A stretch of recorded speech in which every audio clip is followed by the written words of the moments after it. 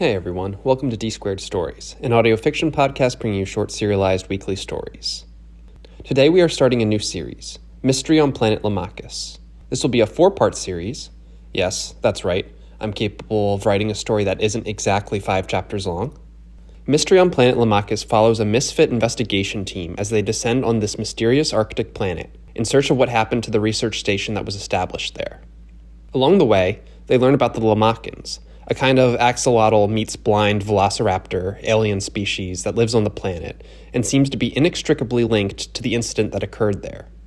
This was a story that came to me while I was doing a propeller plane tour of glaciers and mountains in Alaska, so much of the setting of that planet is inspired by the otherworldly sights I got to see out there.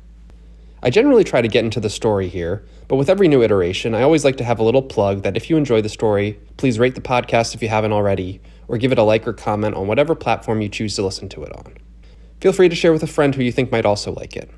If you've listened to a handful of what I've already written and produced on this series, you know that I'm pretty much all over the place when it comes to genre and stylistic choices when it comes to my writing. So, I'm almost always looking for feedback on what's working well and what's not quite landing right. And everything is greatly appreciated. Without further ado, let's land on Planet Lamachus and begin our journey into the land of the Lamachans. Chapter 1. Arrival and Assessment. The Starship Anchorage, a dated research vessel originally meant for soil sampling, slowly entered the orbit of Lamachus. The vessel was about the size of a commercial submarine and had a whale-like shape across its metallic hull. The anchorage had clear signs of being welded together again and again after each voyage did a number on its aging parts. Across the side of the vessel were the words repainted several times over, New Alaska Energy Company. Inside the ship, there were 5 stations, 2 for navigation, 1 for master controls, and 2 for readings. They were all manned, not that they needed to be.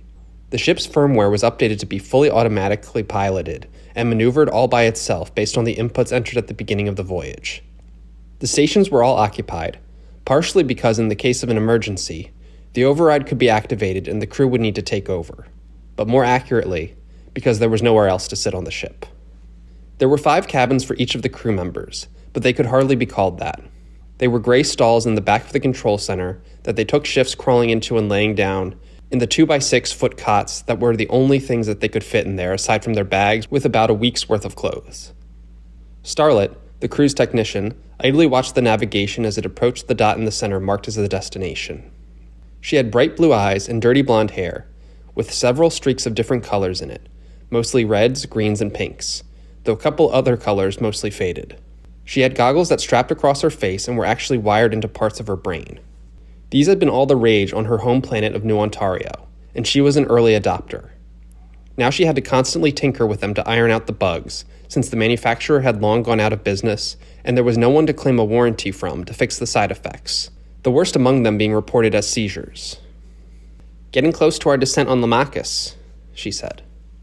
A deep chuckle came from Mercurius, the ship's arms specialist, or so he called himself.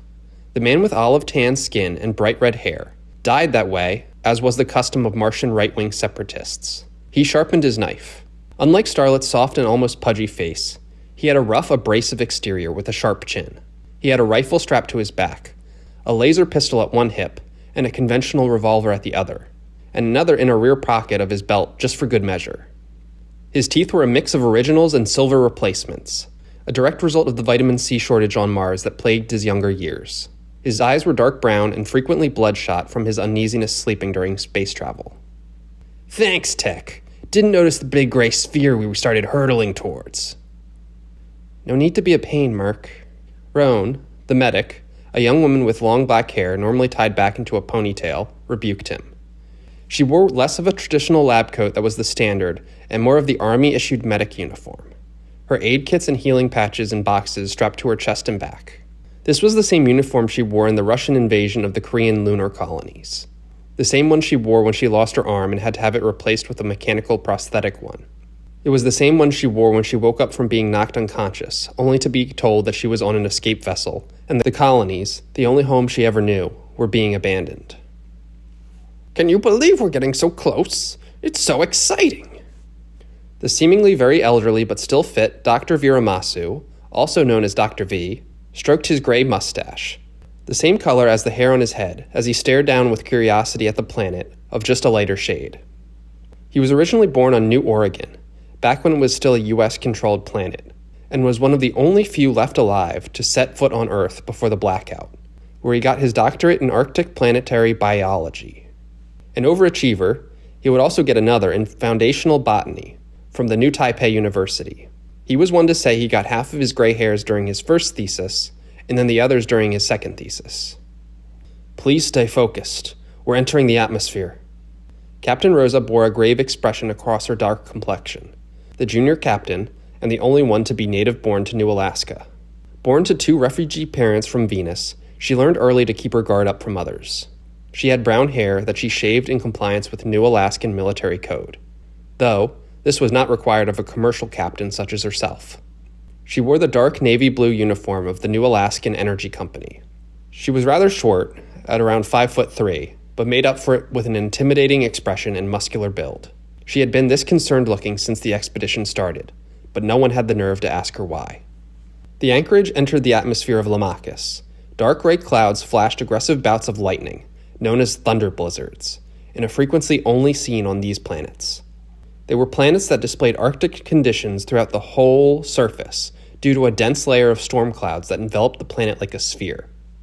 The Anchorage, as a smaller vessel, was more suited for this type of descent than its appearance would have implied. It rattled as it went through the thick storm system, but only in the same way a ship on the rocky seas would. "Bucket of bolts," Mercurius said.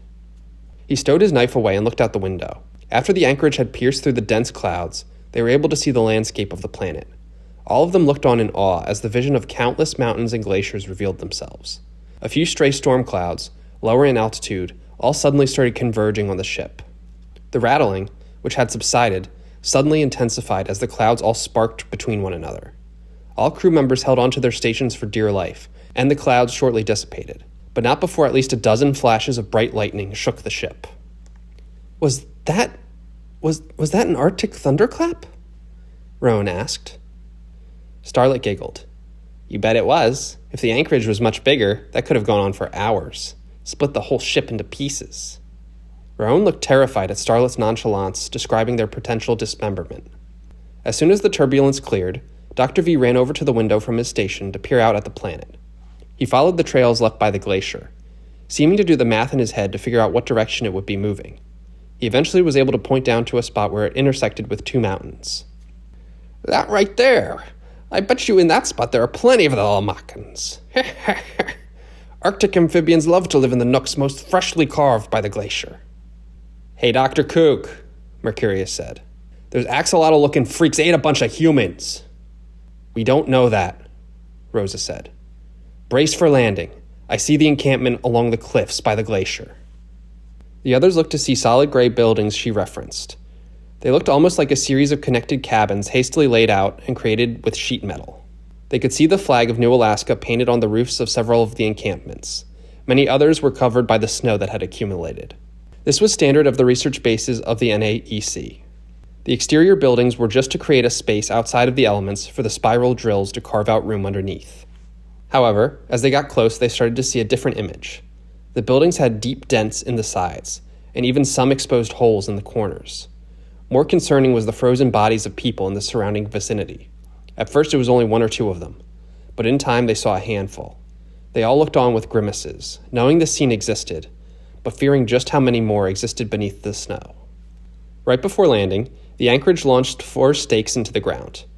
These pierced through the snow and ice and expanded into a tall cell tower, which seemed to beep green on a regular period. Starlett seemed to pull a tablet from beneath her station and study it for a few moments, humming to herself. "No abnormal signals, we should be clear," she said. "No abnormal signals above ground," Mercurius said with a snarky tone. "Please save your commentary, guard," Rosa said. "Anchorage landing now."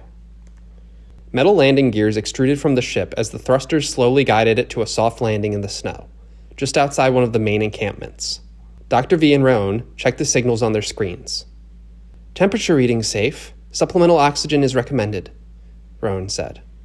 Without even needing a cue from their captain, all members of the Anchorage pulled something from the pouch of their outfits and pulled up a mask to their faces and clicked a button on the end of it.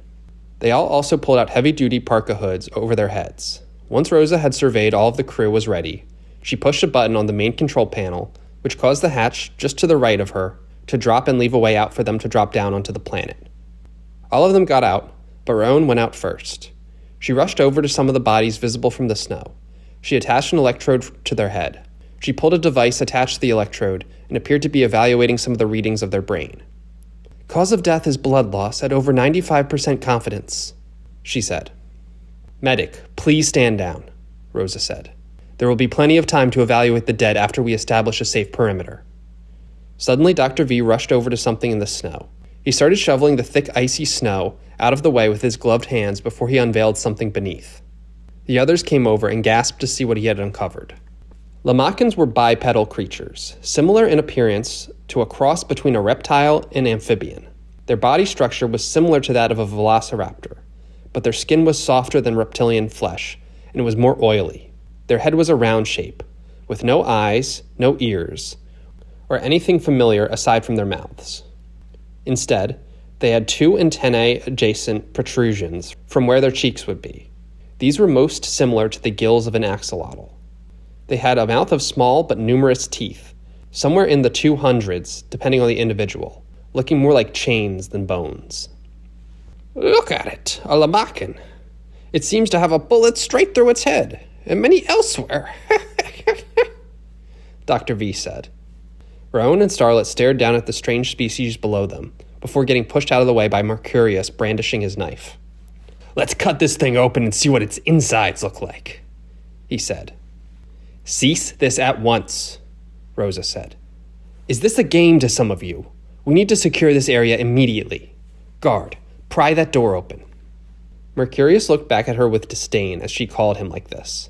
Despite his pride, he pulled a retractable crowbar from his belt of equipment. He walked over to the battered sheet metal door and pried it open with ease. He held his arm outstretched as if to invite the captain to go in. She turned on her shoulder light and proceeded. In the middle of the area was a mechanized manhole with a highly complicated wiring structure keeping it closed. "Tech, you're up," Rosa said. Starlett lazily walked over towards the manhole and wired some attachments from her tablets into the wires on the aperture. She stared at her screen, reviewing some of the info that came up on it. After some mulling, she pulled a chip from her back and inserted it into the tablet. She paused for a couple of moments before letting out an exasperated sigh. "It's a double override," she said. "The automatic cracker won't work. I'm going to have to bust it manually." "How long will that take?" Rosa asked. "Could be 30 to an hour." Mercurius rolled his eyes. The captain, ignoring this, tossed him a radio which he nearly dropped. "Guard, stay here with Tech. I will take medic and specialist around to see if any manholes look compromised." "Oh, wonderful, Captain. Yes, let's split up. The less firepower we have if some of those freaks ambush us, the better." Rosa simply started out of the encampment with the other two following behind her. The trio walked around the perimeter of the first building. NAEC complexes started with a single main hub, and the captain could tell based on the size and this being the periphery that this was not the main.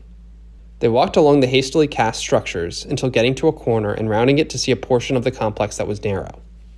When the research settlements expanded, they would use drills to branch out from one main hub to a distance perpendicular to the wall. This distance was specified by NAEC standards. Once it was achieved, they would blast out a new space on the other side with a precision explosive device, guaranteeing disintegration of any rock in the space. Then they would tirelessly work to construct a tunnel from one building to the next expansion, casting the roof and walls of the tunnel. Safety protocol dictated that any expansion required its own exit to the above ground. These exits also needed to have a roofing cast over them, and to be connected by an above-ground passage covered from the elements. As a result of this, any sort of cave-in on the outermost underground tunnels would not strand the researchers, staff, or security stationed in those locations. In rescue situations, it also made the identification of where to land simple. Rosa followed the above-ground tunnel to the next shoddy gray building. She studied it. Without warning, she deployed metal magnetic hooks from her sleeves and climbed to the top of it. She scanned the area. She could see this building had two paths aside from the one they followed to this point. One that went to another peripheral building, like the one they landed near, and one that seemed to follow the trunk back to the main hub. She pressed another button on her wrist, and a hologram showing the layout of the facility appeared. Where we landed was the meteorological outpost, Ahead of it, the Oceanic Outpost. And this is the Inorganic Research Division. The main route goes up this way, and the other branch is the Geological Outpost. I want to assess this portion. Is it worth getting closer to the hub? Raon asked. The peripheries are all going to be locked just like the last one was. Rosa shook her head. This facility is equipped with a central laser defense system. If emergency override is active, there's a chance the laser system will zap us if we get too close to the hub from the outside. We need to get underneath as soon as we can. Rosa slid down the side of the building, returning to the two. Raon looked annoyed, partially on account of the cold winds getting to her. However, as she turned, she felt her foot catch on something in the snow. She looked down to see the head of another Lamachus. She grimaced at this privately, and slowly followed along with Dr. V behind the captain. Meanwhile, Starlett and Mercurius were still at the meteorological outpost. He was back to the side of the building, scanning the perimeter, but also taking long pauses to look at the anchorage. She was intensely focused on cracking the code. All NAEC security systems have a twofold override. The first was initiated under any emergency situation requiring the lock of all controls. The lock was a set of decentralized passwords, selected from a bank of millions of combinations. A cracker was a device issued to technicians. Technicians with admin access, such as Starlett for this mission, had crackers with access to the entire catalog of passwords, and could automatically enter them in a specific order that would not trigger a lockout until the correct ones were entered. Double override was different. It was a protocol specifically designed for if a cracker was put in the wrong hands or compromised. It scrambled the order that the passwords needed to be entered based on a 6-digit error hexadecimal message. NAEC technicians were required to be able to translate these messages to correspond with the next password needed and pull up the next password to avoid triggering a lockout. "How's it going over there, tech?" Mercurius asked, a scorn in his tone. "No one finds it funny when you do that, Mercurius," she said. "I catch Specialist chuckling from time to time." "That's just a side effect of his pills. People weren't meant to be working like this past 100. Now please be quiet. This takes a lot of focus. I haven't done a manual crack since my recertification." Mercurius cackled a bit to himself. He kept staring at the anchorage, which now had a decent layer of snow covering it. A new set of menacing clouds had formed on the horizon, and purple bolts filled the air in the distance behind the ship. "He really should retire. Speaking of, are you ready to come back to Mars with me after this?" he asked. "The NAEC has put a lot of money behind the opposition, and if they win, I'll probably be shipped along with firepower to help the revolution." He stepped close to Starlett and knelt right next to her, invading her space. She did her best to ignore him as she continued working on the code. She then started to worry he would take her lack of response as a go-ahead to get closer. "Shut it with that," she said. "The opposition is not going to win, and your fascist kin is not going to retake Mars. Besides, even if they did, why would I go with you? Look at these things on my face. They're to correct my vision. Your kind would consider me a defect and a foreigner." Mercurius grinned widely, all while not getting any further away from her. "Foreigners and defects will be second-class citizens, of course, but war heroes, such as I will be when I return from this pitiful country with explosives galore, will be allowed to have second wives of that status. And you, with that blonde hair, blue eyes, and pale skin, our offspring, who will be native-born, would unquestionably be the poster children for the pure Martian race." Starlett, who had been shaking hearing this whispered in her ear, suddenly struck at Mercurius. He, knowing he had riled her up, swiftly jumped backwards out of range of her swing, all while still beaming at her with a kind of twisted satisfaction. She clutched something around her neck. "Get the hell away from me," she said. "I will press my distress beacon, and the captain will put a bullet through your head just like she promised to do on the ship if you did this again." Mercurius laughed and started walking off towards the anchorage. Starlett stared at him with frustration. "Where do you think you're going?" He pressed a button to open the ship's door and walked right into it. Starlett shook her head and tried to ignore him, going back to the manhole and continuing to crack it manually. After some time, Mercurius reemerged with what looked like a hologram transponder. Starlett glanced over at him and just rolled her eyes. "Come on, hand over that cracker," he said. "I gotta see what's on here." "You're out of your damn mind." "Am I?" he asked, dropping his sarcastic tone. "Come on, Star. I'm done screwing with you. Look around us." He gestured to the bodies of people sticking out of the ground. Starlett tried to ignore him as she continued to decode prompts and enter the correct passwords. Mercurius sat down and crossed his legs, holding out the transponder to her. "Or crack it yourself if you don't want my Martian mitts on it. We should know what's actually going on here. This is not a routine inspection following a security incident. This was a bloodbath. And if we're here on a suicide mission, severely undergunned for these amphibian menaces, we should at least learn a little about what happened here before we get torn limb from limb. Starlett paused, looking at him side-eyed. She quickly snatched the transponder from his hand and put it through the cracker to have it overridden. After the various passwords were entered into the device, it suddenly lit up, and a hologram of a man appeared. It was Cardian Galfus, the executive director of all NAEC's interplanetary travel, research, and acquisitions. "Oh, son of Venus!" Mercurius exclaimed. "That's like one rung down from the magnate herself. This came down from the top. I told you it was more than she was letting on." Starlett urgently shushed him as the tape started to play. "Captain Rosa, congratulations from the Executive Committee on your long-overdue promotion to the rank. We understand it has not been ideal for you, being expelled from the military and being forced to take on this corporate role, spending years of your life demoted. Your devotion and commitment to your nation has not gone unnoticed." The hologram briefly cut to Rosa, standing at attention through all of this. "At ease, Captain," it continued.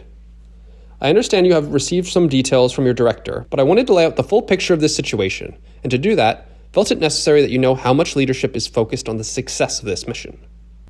10 years ago, the first research settlement on Lamachus was established. The intent of the settlement was to discover if the meteorological conditions of this glacial planet held any potential resources that could stave off the impending energy crisis. The governor himself has loaned the company a great deal of funding from the nation in hopes of preventing us from going the same way Earth has, and additionally, to keep the opposition from taking power and plunging us into war." He paused for a moment. Mercurius and Starlett both watched on intently. The initial settlement went well and focused primarily on ways to harness the power of the Arctic clap as a means of energy. However, preliminary reports determined that this was not a viable source of energy as we initially thought. The lack of results threatened to shutter the operation within 2 years before another curious observation was made, that of the Lamachans. The Lamachans were an Arctic amphibian, semi-sentient form of life on planet Lamachus that grew curious of the expanding settlement established on the mountains near the glacier. The Lamachans themselves proved to be a potentially limitless form of energy, and lifeline to the colony whose food and morale had been running low. They formed a relationship with one another, learned from one another, and soon we thought we might have a way out of this crisis. The hologram briefly cut to Rosa as the director paused. He continued again. "However, strange reports started coming back from Lamachus a few years after that. It started off like some cases of mild cabin fever from the limited space they could go. Then there were some instances of rebellions by individuals. Others seemed to claim attacks from the Lamachans but were dismissed out of hand. Those only emboldened tensions among those who believed the aliens to be dangerous. Then, one day, it seemed all but certain that these rumors were true as we received distress signals from the research team that they were under attack. The signal was fuzzy at this point, presumably due to damage of their communication equipment. All this to say, we need a team to go in there and identify what actually happened, see if there are any survivors, which is unlikely from our initial assessment. However, we want to recover as much documentation about the incident as we can. Research studies, journal entries from personal individuals, leadership logs, all things that were lost to our system when we disconnected." Rosa finally spoke. "Understood, sir. I want to reiterate the request I made to your direct reports that was a single manned vessel is not sufficient. I would like an additional ship with 2 more technicians, 2 guards, and a second in command. If these Lamachans took out an entire research station, then I doubt we are adequately equipped for what we would be walking into." The hologram cut back to the director, who seemed to be conferring with someone to the right of him. "Understood, Captain. As my subordinates said, though, we have no additional resources at this company to pursue something like this, which likely has no financial outcome." "Sir, with all due respect, I disagree. We are severely limited in what resources we can recover if we are sent in a single ship. The families of the lost employees could sue for mishandling of their safety if we cannot confirm what happened. Losing a technician, captain, guard, medic, and specialist are all financial outcomes in themselves." The director stood solemn for a moment, clearly not considering any of her words, but preparing to say some of his own. "I understand there is some risk to this.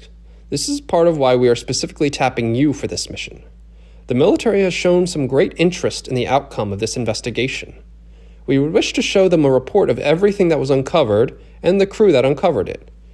You, of all people, should be well aware that successful commercial missions have caused the new Alaskan military to reconsider their previous decisions to discharge a member. regardless of the circumstances around their dismissal. There was a long-drawn silence. Eventually, Rosa responded. "Understood, sir." Mercurius turned off the hologram transponder, nearly throwing it to the ground in anger. "This Venus girl," he said disparagingly. "She's risking our lives and limbs in the hopes of getting back to her position she was disgraced from. I should have known." There was suddenly a sound that started emitting from the nearby area. Gee, gee, gee, gee, gee, gee, gee, gee. Starlett looked panicked as she started to run more codes through the manual cracker. Mercurius pulled his gun from his back and stood outside. The sounds continued. He jumped as he heard movement to his right, but it was Rosa, Raon, and Dr. V running over to their station. They went into the cover with Starlett as Mercurius went back in with them. "Tech, we need to get that ship back into the sky," Rosa said. "Those storms are still up there. They could split the Anchorage in two. I'm almost done here," she said. "Tech, there is no time." Mercurius went over and shoved Rosa with his free hand. "No time, huh? Why? Because you signed us up for a mission that was going to get us killed? Also, you could go back to plodding along with your military career?" It took Rose a little time to scan the floor to notice the transponder he had taken from the ship. She looked ready to snap back at him for his insubordination when Raon stepped in between the two of them. "There's no time for this more than anything else," she said. "What are we going to do? They haven't breached our perimeter yet, but they sound close." "I'm in," Starlett said. The manhole unlocked itself and opened up. Without any hesitation or direction, Mercurius jumped in and slid down the side of it. Rosa helped Dr. V down and into it. Starlett went after, and then Raon after her. Rosa paused for a moment. The chirping sounds of the Lamachans had settled down. She peered outside. She pulled a retractable telescope from her side and peered out into the distance of her perimeter. Tens of these bipedal amphibian creatures stood, just kind of sensing the air. If they had noses, she might have thought they were sniffing it, but rather they just seemed to sense this magnetic field the perimeter gave off and were attracted to it. Heart racing, she jumped down into the manhole and hit the switch to lock it behind her. Thank you so much for listening to this chapter of Mystery on Planet Lamachus. If you enjoyed, please rate the podcast, give it a like on YouTube, or share with someone else who you think might also enjoy. You can stay up to date with Mystery on Planet Lamachus by following us on social media. That will be D² Stories on just about any of the major platforms. Thanks again for listening, and I hope to have you listen again next week.